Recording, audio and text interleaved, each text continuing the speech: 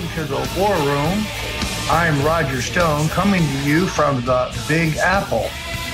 As Owen has discussed, the Roy Moore scandal is rocking American politics.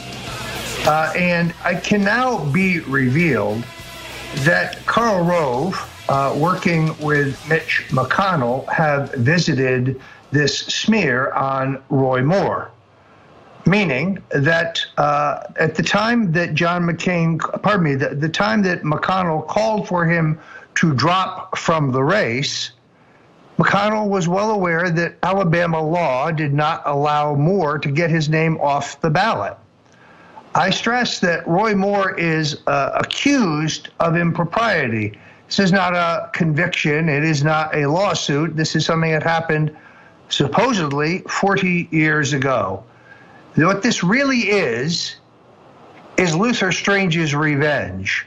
You remember Luther Strange. He was the attorney general who traded with the outgoing governor who was on his way to jail to become U.S. Senator. And then Mitch McConnell dropped as much as $30 million into the little state of Alabama, only to have his hand-picked candidate, who had Donald Trump's endorsement, ignominiously defeated by Judge Moore. Judge Moore cannot remove his name from the ballot. What's interesting is that he appears to have rebounded slightly in what was a close race to begin with. In other words, this was never going to be a runaway race. Fortunately, the Democratic candidate is running too far to the left. If you go to his website, it appears like abortion on demand is his signature issue. And therefore, I would predict that Roy Moore will hang on in a close race. But this has been one of the most vicious smears I have ever seen. As you have also seen, Owen, in recent days, the last 24 hours, a number of these accusers seem to be disappearing, backing off. It reminds me very much of what happened when the false allegations were made against Donald Trump.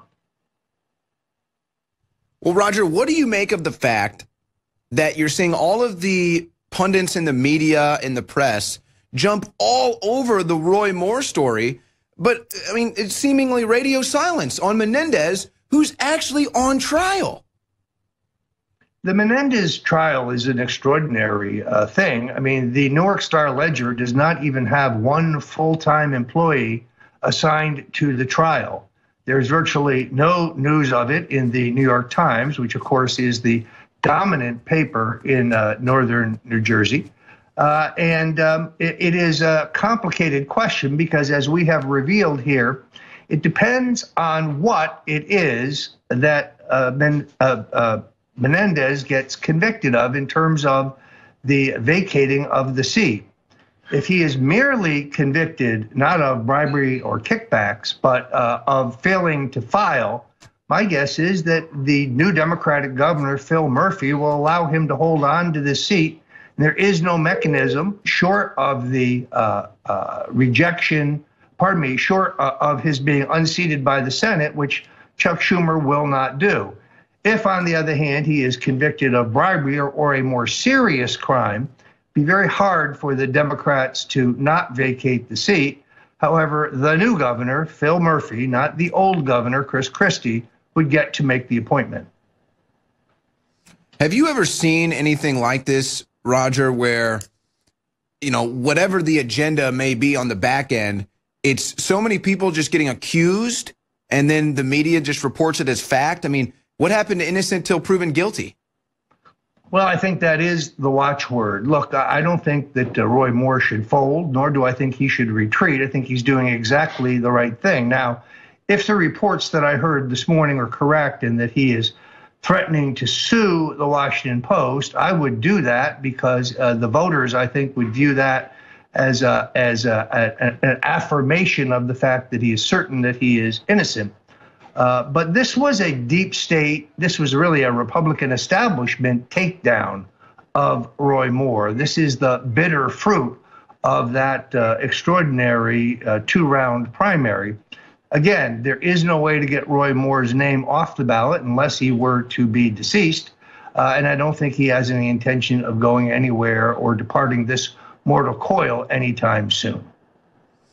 What is the president thinking about all this? Obviously, Donald Trump had attempted smears by the New York Times and the Washington Post during his campaign, somewhat familiar to what Roy Moore is dealing with. Obviously, Trump was able to keep his head above water, and the floppers, the fakers that were accusing him eventually disappeared. But it seems like they're really trying to get this to stick to Moore to try to get him to lose this race, even though they haven't had any litigation really come of this. I think that's exactly right. The Democrats view this as a potential pickup. Now, Roy Moore probably is a little too far even to the right for Alabama, and therefore this was always going to be a very close, competitive, and hard-fought race. It was never going to be a runaway. Roy Moore, who's a good man, is exceedingly polarizing, and there is a ceiling, it is thought, in terms of the votes he can get. What's coming next, however, Owen, is the mother of all sex scandals when the California Democratic Party implodes in a scandal involving Senator Tony Montoya, that will besmirch the Senate President, Kevin DeLeon. Now, DeLeon is challenging Dianne Feinstein in the Democratic primary. My sources tell me that the sexual scandal that was covered up by DeLeon that involves Senator Mendoza is being fanned among the media and on the rumor circuit by none other than Adam Schiff. See, Adam Schiff wanted to run for Dianne Feinstein's seat, but she is not vacating the seat. And therefore, this is an effort to undermine Schiff's inner party rivals. This is his run for the Senate, in his view. So you heard it here first. This is going to send shockwaves through the California political system because I believe it is just the tip of the iceberg. It seems like the California political system is kind of in balance right now, Roger, especially if Trump is going to do something about the non-citizens that vote there. That will change it to begin with. You've got Mad Maxine Waters, who's going to be in a tough race with Omar Navarro. You've got Kamala Harris, who's got a bunch of skeletons in her closet, some of which we found out with a false accusation campaign that she ran with. I don't know if you saw this, but this, to me, Roger, puts the entire Democrat California complex in a box, in a nutshell, if you will. Jerry Brown is currently in Europe, and he's doing interviews with Japanese, German reporters, and it's a 9-day European trip. It actually might be longer than that. I forget the exact amount, but it's basically a couple week-long trips. So he's in Europe addressing the UN at a climate conference right now. What does that tell you about the Democrats in California when the governor, Jerry Brown, is in Europe addressing a UN climate conference? Hey, bro, you work for California, not the UN. Well, and I must tell you, Owen, one of the Republican candidates, Travis Allen, a former assemblyman, is a very, very attractive, libertarian-oriented Republican. He speaks several languages, including Vietnamese. He is a champion surfer. He is not your archetypical Republican, and he's on the right side of the public pension issues, the property tax issue, and so on. California is ripe for a Republican comeback, despite the fact that we are overwhelmingly outnumbered. And I think 2018 is the year to do it. The media is going to try to Tokyo Rose the Trump movement, tell us we're dead, say the Democrats are winning. It's nonsense, folks. Don't believe it for 1 second. We keep having victories across the board. Get out and vote in 2018. That's what they're going to try to do. Intimidate you out of voting. Think that you're apathetic. You're not. You're going to make Congress great again in 2018. We'll be right back with Roger Stone. Welcome back. You're at the War Room with Roger Stone and Owen Schroyer. Yesterday on the Alex Jones Show, we exposed the deep state plot to smear General Mike Flynn with allegations that he was somehow connected to a Turkish kidnap plot that involves a rogue cleric wanted by the current Turkish government. Former CIA Director James Woolsey is the person who implicated Flynn, allegedly, in a plot to kidnap and illegally extradite the Gulen, that's the cleric in question. And now it seems that both the Turkish government and General Mike Flynn are pushing back. If you go and listen to the entire 11-minute interview with Woolsey, he implies that Flynn is aware of a kidnap plot, thus guaranteeing an investigation into Flynn by Robert Mueller. Yet later in the interview, he seems to back off. What we have learned is that Woolsey was in the market to be hired by the Turks himself, was very unhappy that they retained Mike Flynn. They retained Flynn for legitimate purposes. The Turkish interests that hired him have an interest in making sure the American government is aware of what the Gulen, this cleric, this radical cleric, has done in the United States that is illegal. But according to General Flynn, there was no kidnapping plot, nor would he, a decorated Army general, be involved in anything anywhere near as untoward. This is a deep state takedown, a smear of General Flynn. I have it on the highest of sources that he was unaware and no one ever discussed any kidnap plot with him. So Woolsey has produced this allegation that Mr. Mueller will now use as a club on General Flynn, as if General Flynn wasn't putting up with enough. Now, it is true that Flynn worked quite legally for Turkish interests at a time that he was a private citizen supporting and endorsed Donald Trump. But while he failed to file a Foreign Agents Registration Act, he did file concurrently with the U.S. House of Representatives, which gives him the clear argument that if he were trying to hide anything, he wouldn't have filed at all. This is just another smear on General Mike Flynn, who I believe his removal, which was recommended by some around the president, will become the seminal event if the Trump presidency should fail. Today, we see the influence of the Bush foreign policy types on the president's decision vis-a-vis Spanish Catalonia. We see it again in Afghanistan, where Donald Trump, to his credit, ran for president claiming that we would take our troops out of Afghanistan. We are supposed to be winding down, but Owen, it appears to me like we are winding up. As we exposed right here at the InfoWars, we learned last week that General H.R. McMaster tried to get the president to sign off on a troop allotment of 50,000 troops for Afghanistan. If you go back to the president's press conference when he announced his decision, he said it would be more than 9,000 troops. Well, not 10 times more than 9,000 troops. Owen?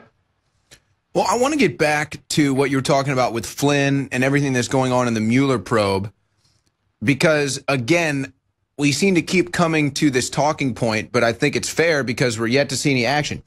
Is Jeff Sessions pretending to play possum, or is he actually politically dead when it comes to actually indicting the real criminals here, like the Podestas and the Clintons? I think that Jeff Sessions is a captive. It is notable that he did not select any of the associate or assistant attorney generals under him. Not one. This is really out of the ordinary.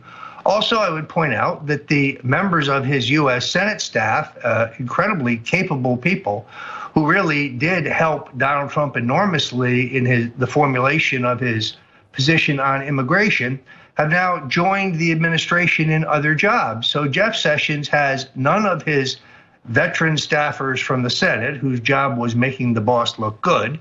And he has deep state quislings, essentially Bush alum, as his assistant attorney generals. That's perhaps why they don't carry out any of his orders. In some cases, that's good. since he wants to crack down on medicinal marijuana in the 29 states that have legalized it. And he has a cockamamie plan for asset forfeiture, where they would take all of your things, even though you have not yet been convicted of a crime. So I think that he, at this point, is being coddled. They are treating him like an infirm old man. And it really is, as I have a piece up today, it is really time for him to go. Well, and President Trump is not one to kowtow to bullies. And it seems to me that Sessions maybe is getting bullied, maybe just doesn't want to bite into this juicy hunk of criminal meat known as the Clinton Foundation because he knows it's poisoned so much it could kill him. But, you know, Trump is one to usually stand up for bullies. You know, I get the feeling that the more they come after Manafort, Flynn, whoever else it is that is on Trump's side, the more President Trump is likely to get spurred into doing something against the witch hunt accusers. Well, look, Uranium One is not an invention of the Republicans, nor is it about revenge. You have the Justice Department under Barack Obama covering up a massive bribery scandal involving the Russians trying to obtain 20% of the enriched uranium and mining rights worth billions of dollars within the United States. This is a legitimate scandal where real laws have been broken. And therefore, one has to wonder what's wrong with Jeff Sessions. Is he sleeping? Is he compromised? It's not just this. He doesn't go after the NSA surveillance violations. We had the largest massive expansion of surveillance of American citizens in U.S. history in violation of the law and the Constitution under Obama. And Jeff Sessions does nothing. We have the Clinton Foundation, which is not a charitable organization, but a slush fund for grifters and a vehicle for the facilitation of multi-million-dollar bribes. And still, Jeff Sessions does nothing. I think the only person more upset about this than me is probably Donald J. Trump, the president of the United States. Well, and I would imagine he's especially upset considering they were illegally wiretapping President Trump himself and Trump Tower, and they used that fake dossier in order to spur the legal action so that they could legally wiretap that. I mean, if that isn't a full-on 360 crime with a bunch of cover-up behind it by the Democrats, I don't know what is. I don't know if Sessions is asleep or waiting or compromised or scared, but we need some action on these criminals. We'll be right back with Roger Stone. Welcome back. I'm Roger Stone, and you're at the War Room with Owen Schroyer. Grassroots activists in the state of Michigan, Trump supporters, are disappointed by the announcement roughly 10 days ago by rock star Kid Rock that he would not be a candidate for the U.S. Senate. Ironically, Kid Rock, who was originally attracted to a race against Democrat incumbent Debbie Stabenow, could have ended up in a race with none other than the other rapper, Eminem, who announced that he was considering running for the Senate. Now, of course, that's not what the Democrat leadership wanted to hear, because a Democratic primary against the dowdy and colorless Stabenow would be destabilizing even if she held on. Personally, I think Kid Rock could win. You see, first of all, we know from the example of Donald Trump, and for that matter, Ronald Reagan, also Governor Arnold Schwarzenegger, that voters like candidates who come from a discipline other than politics. So while Kid Rock told Howard Stern he wasn't running and this began as a joke, I'm told it is taking on a life of its own. Also, I wonder if anyone has told Kid Rock that the rules of the United States Senate would not preclude him from continuing to make money as an entertainer while he served in the Senate. Again, it is my view that in a grassroots campaign, the kid could actually win. And therefore, I would not so cavalierly say I am not running. I would re-examine the race. U.S. Senator Kid Rock. Sounds pretty good. Owen? Well, I remember when he first started doing his tour, which was the Kid Rock for Senate tour. He's about to launch a new album, I believe. I kind of felt the same way, like, hey, politically, is this the strongest candidate? He's kind of, vivacious. He says the things that are not politically correct, some things that probably just downright offensive to some people. But he had America First. He had America First policies. He was running a grassroots campaign. And he obviously was not a candidate of the establishment. And I think that those three things right there would put him over the top, along with the fact he's kind of a local celebrity, local hero to a lot of people in Michigan. So I was upset when he said that on Howard Stern, that he wasn't going to run. Eminem, on the other hand, I mean, that's just a foul-mouthed, gangster rapper wannabe. I don't think that he would have a chance at winning, but I would agree with you. I thought Kid Rock had a great chance of winning, but I guess it turned out to be just a brilliant marketing ploy. But now you're saying you think that he's actually considering it? No, I'm saying that he should consider it. Look, Barry Goldwater said he wasn't running in 1964. He said it repeatedly, and ultimately he was drafted. What I'm suggesting is that Owen Schroyer and Roger Stone and the good people of Michigan begin a draft Kid Rock campaign starting now. He is the best candidate. He would come to the race with universal name ID and celebrity. He is outspoken. He's bold. He is gutsy. He has spent an enormous amount of his own personal fortune on charitable works in the state of Michigan. His wife is African American, which would be very popular in the city of Detroit. I think Kid Rock can win. That is the point. And there are not many places where you can look at the U.S. Senate map and find a probable pickup for the Republicans. So I would urge Kid Rock to seriously reconsider his position. I know this started as a joke. Ronald Reagan's candidacy for governor started as a joke. And look where it took him. Kid Rock could win in Michigan. That's the bottom line. Yeah, I mean, CNN and MSNBC told me that Donald Trump's campaign was a joke, and he won the presidency. So it has to be possible. Look, Kid Rock has the ability to reach beyond the traditional Republican base just based on his reputation as an entertainer and the extraordinary charitable activities that he's undertaken in his home state. Now, let's be clear. Michigan is a blue state, but Donald Trump did manage to squeeze it out by, I believe, somewhere around 10,000 votes. I sometimes confuse Michigan and Wisconsin. But that shows you that on paper, this could very well be done. So to reiterate, I hope Kid Rock will reconsider a candidacy. Speaking of candidacies, this weekend I spoke to the Young Republican National Federation luncheon at Mar-a-Lago, the president's home away from home in Palm Beach. And I had a terrific conversation with Joy Villa. A number of Florida Republicans are urging her to seek a congressional seat, and she has promised to seriously consider it.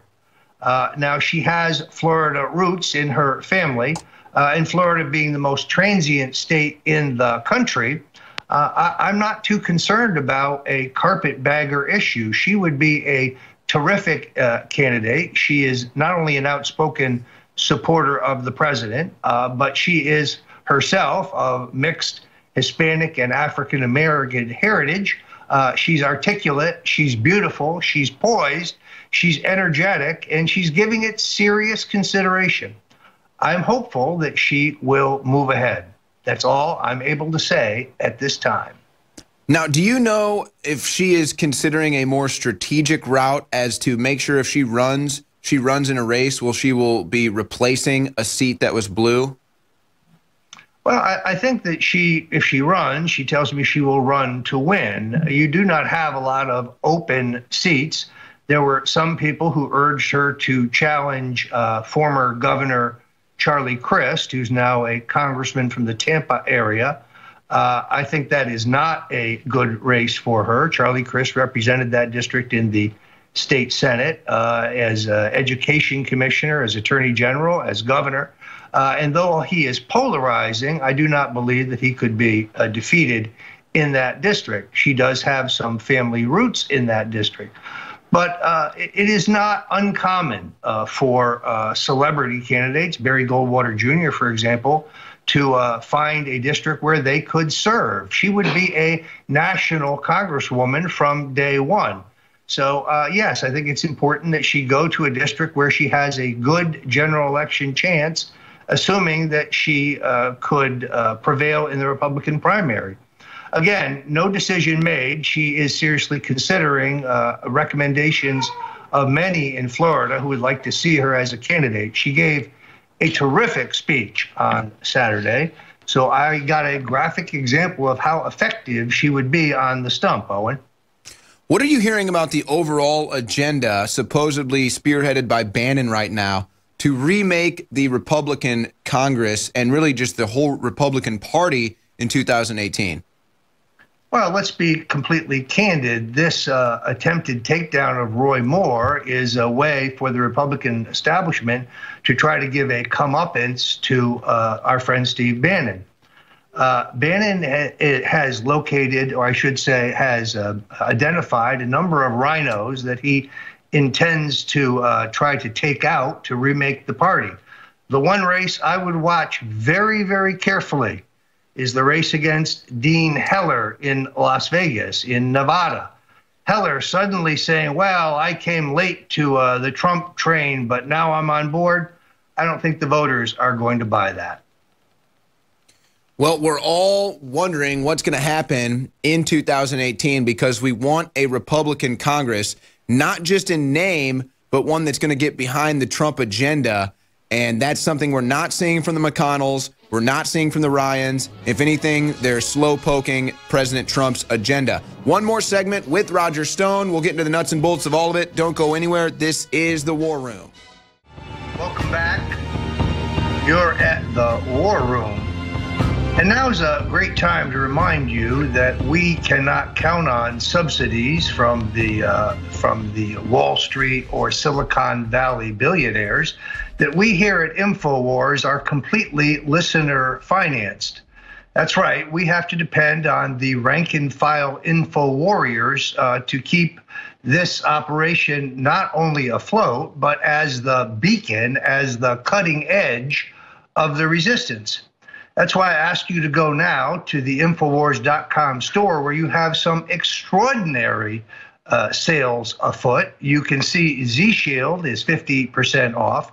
Caveman, which I think is a terrific fundamental building block to a bodybuilding program. If you mix it with whey protein, I have had very good success in terms of packing on a little bit of muscle using the combination. I was with Alex Jones's son in Austin recently, who I had seen only 6 months ago, and he's almost bigger than his father, and it's all muscle. I asked him why, and he said, well, he's been combining Caveman with a high-quality whey protein supplement and watching his diet, working out hard. This is one of the real fundamental building blocks to not only good health, but athletic performance if you're so inclined. And right now, it's $29.95. That's 50% off the list price.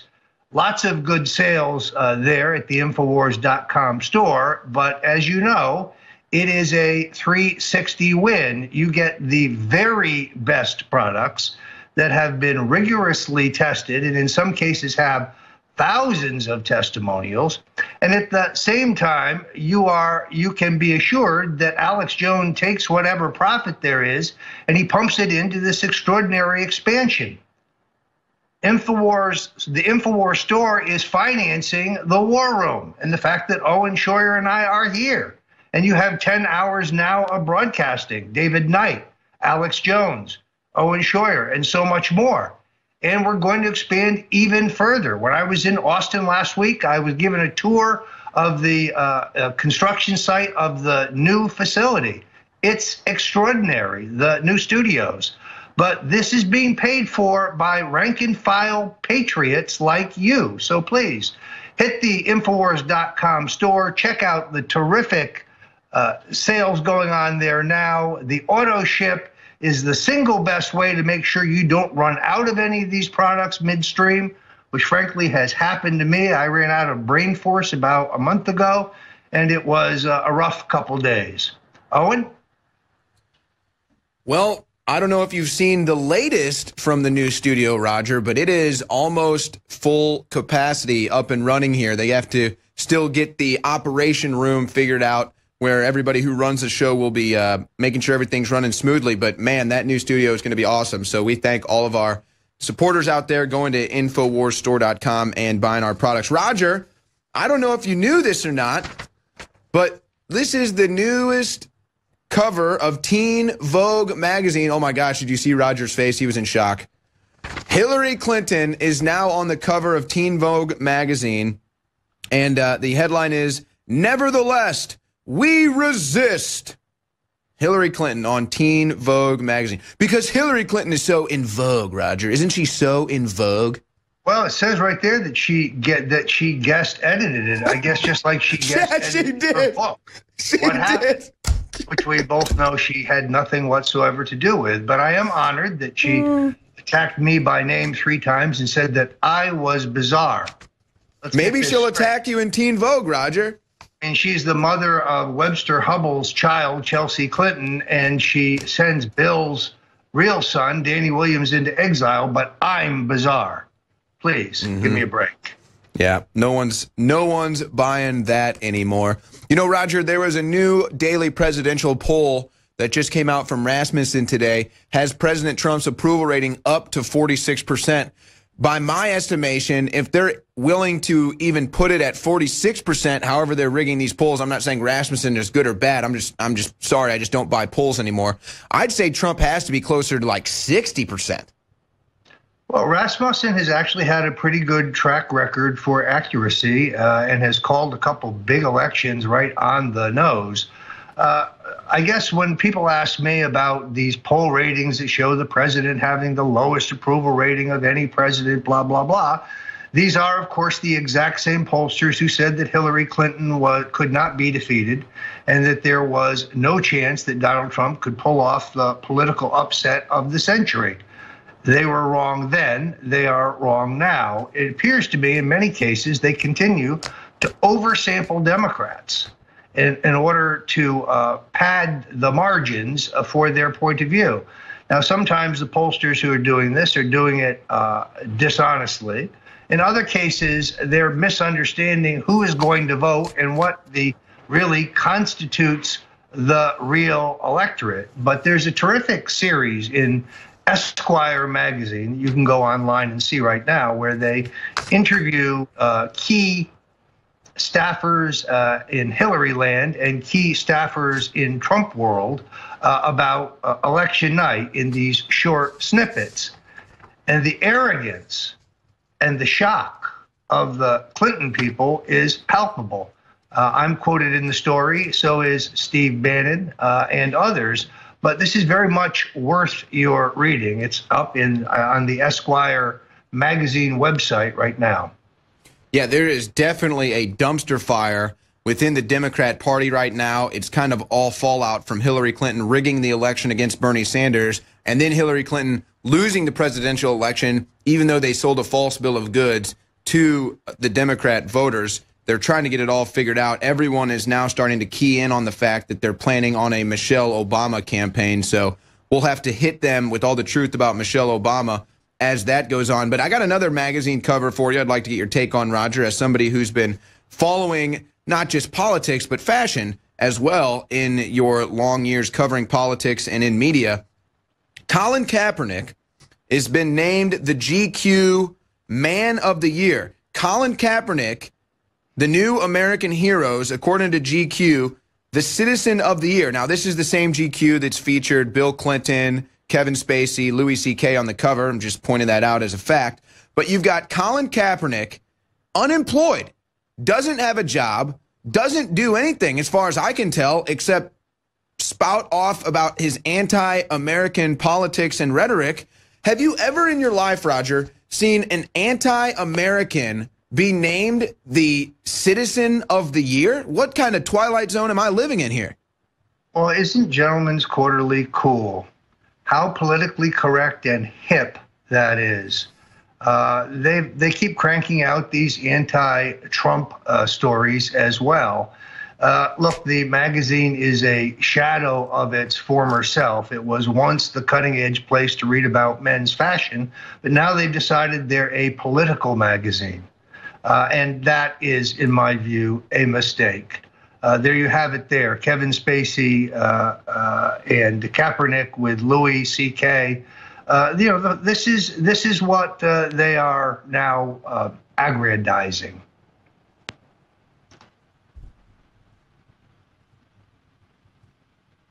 If you have a moment, I would still ask you before the end of the hour to head to the Infowars.com store and look at the extraordinary sales we have going on there. Again, the expansion that Alex Jones has embarked on is expensive, and it's going to be worth it.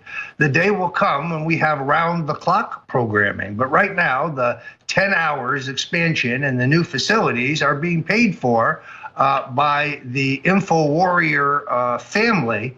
We are entirely listener-supported. There's no George Soros or Jeff Bezos or other Os standing in the wings writing us multi-million-dollar checks. We can only depend on you. And if you have previously purchased items at the Infowars.com store, you know that we stand behind every product. You know that this is the best of the genre. So if you like super male vitality, sure, you can go to the drugstore, you can go down to CVS or Walgreens, and you can find a male formula. But nothing in it will be as high a quality as what you will get on the InfoWars site. The ginseng, all of these herbs and extracts are the very best of their type. Alex Jones will not brook anything less. And we need your support, folks. So please go by the store. It is a way to give George Soros a swift kick in the keister. I go to the Infowars.com store.